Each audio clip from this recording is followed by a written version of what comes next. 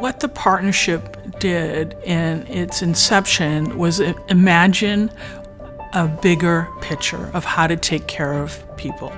In 1993, I was an infectious disease physician, and I had already been caring for people with HIV. And they would have seen a therapist in one place and a case manager in another place and have many other needs, and no one was talking to anybody. Care was just too fragmented. If there was no specific HIV service, it doesn't make sense, and the only answer is I'm gonna have to build my own practice. HIV and AIDS was really the leading cause of death of young people in our country. What we were dealing with was not your typical medical condition. You needed case management services, you needed nutrition, you needed pharmacy services, you needed a full range of services.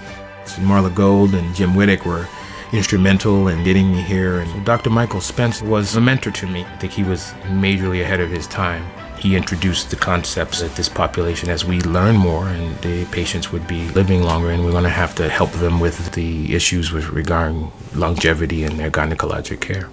I started in 1997. Most of the people I saw were dying. It was right before some of the newer medication came out. I found out I was HIV positive when I was in the shelter. I cried when I first found out, and I went deeper into a downward spiral of drugs and alcohol because I just thought that I was going to die. January 2006, I was diagnosed and didn't know where to go. The nurse says, "Your test came back positive." My friend who was working with me, he was the first person I told. And I think it kind of hit me then, like a ton of bricks. But I had the support of one of my colleagues who suggested the partnership. I've been coming to the clinic since 2000. When I came to the partnership, I didn't feel so helpless or hopeless. I met people where they had it since the 80s, and they were there. It just feels really comfortable here. I don't feel like an outsider. I just feel like somebody else who's expected to be in this space. I like the one-stop shopping. You can get a nutritionist, you get your blood drawn, you can see case management, you get OBGYN care. It's awesome.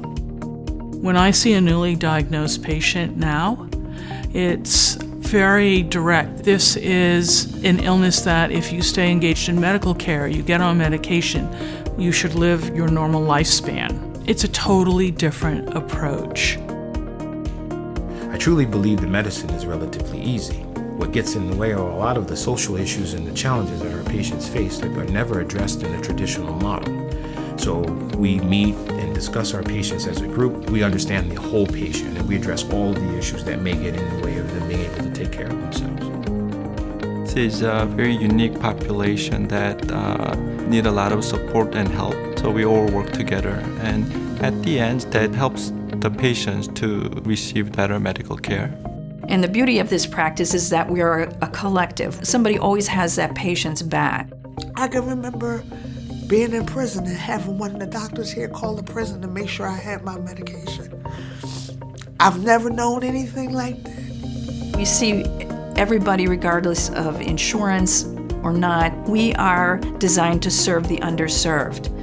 Many of my patients, I would say HIV is the least of their problems. I deal with their diabetes, their high blood pressure, their smoking, or their obesity. There's a few patients who do have AIDS because they're not able to take meds, usually due to psychiatric or substance abuse-related comorbidities. But what's special about the partnership is that we have an amazing staff, amazing resources, so that we are able to offer support for these patients.